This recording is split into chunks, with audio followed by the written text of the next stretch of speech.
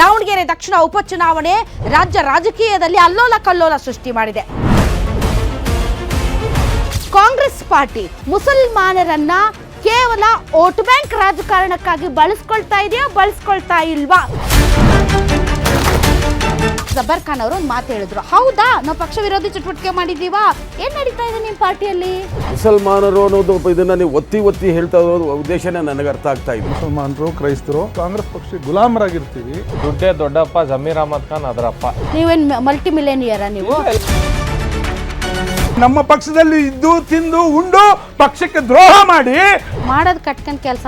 Non veg ತಿನ್ನಲ್ಲ ಅಂದ್ರೆ ಏನದ್ರ ಅರ್ಥ ಏನಿಲ್ಲ.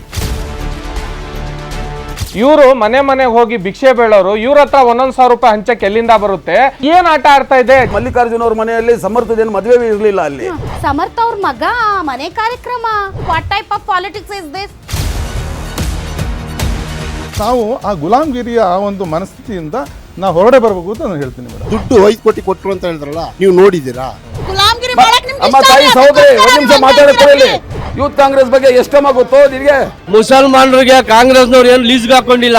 ನೀವೇನಿಗೆ ಸರ್ ಅವ್ರಿಗೆ ಬಂದು ಬಕೆಟ್ ಹಿಡಿತಾ ಇದ್ದೀರಿ? ನೀವು ಬಕೆಟ್ ಹಿಡಿತಿರೋದು ನಿಮ್ಮ ಅಧಿಕಾರ, ನಿಮ್ಮ ಸ್ವಯಂ ಪ್ರಯೋಜನಕ್ಕೋಸ್ಕರ ಚೀರದಲ್ಲ.